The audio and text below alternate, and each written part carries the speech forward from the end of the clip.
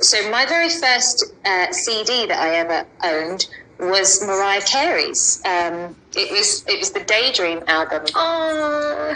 And back then in the CD sleeves, they used to have all of the lyrics written out, like tiny, tiny lyrics. Mm-hmm. And so I would listen, to the words, but I was also learning to read, at the same time. And I just thought she was the most beautiful woman I'd ever seen. I was like, I just want to be like Mariah Carey when I grow up. So, my childhood was challenging because of things that happened in terms of my role I had to play with my parents and the area I grew up in and lots of things.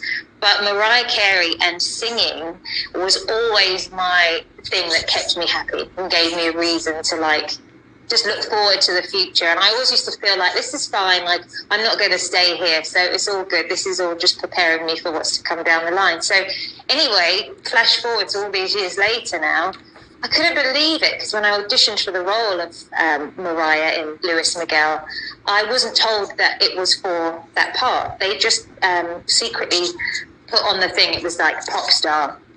And they said, it was a Latin American show, it's a big deal over here, but you would never have heard of it, don't worry. And so I kind of this is during COVID as well, so we're doing self-tapes from home, which is a whole other thing. So I'm there trying to figure out the camera and all of that, and I've got the script, and I sort of I did it and didn't really think much of it, and I should have twigged at the time, but they said, would she mind singing a snippet of this song by Mariah called My All? But it's I love that song. Yeah, isn't it beautiful? I've always loved it as well, and it's beautiful, but I thought they went with that because it had the Spanish feel. Yeah.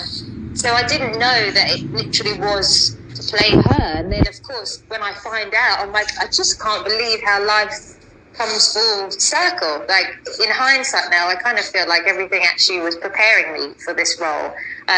But I really wasn't aware of it as I was going through it. So it's very exciting. I mean, what an incredible thing for you as well, as you said, to share those moments with your dad as well. That is just, oh my God, that just really gives me chills. And that, I don't know if maybe I'm speaking wrongly or whatever, but because you were acting as a caregiver at such a young age and going into that fantasy world of Mariah, do you think as well it was so much of that kind of escapism, perhaps, you were in there with her?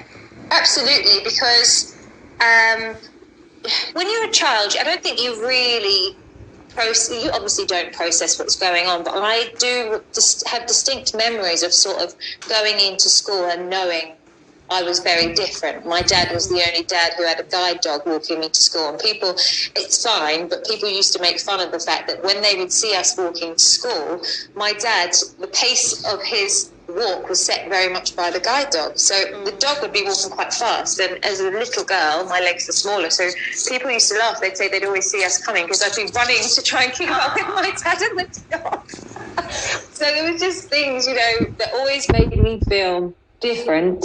But I always felt like at the same time it's okay, because I kind of had my own little superpower, which was singing to Mariah, and I was just like, life's great, I can sing. Me and Mariah on the same vibe here. It's all good.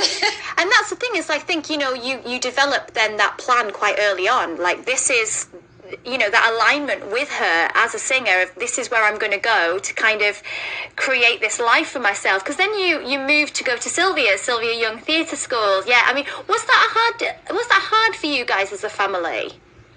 That's an interesting question. Do you know, I very much had a goal with that. I knew I couldn't go to that school without a scholarship because my parents simply didn't have the money. So I had a goal that I was like, I'm going to have to work really hard and find a way to go there.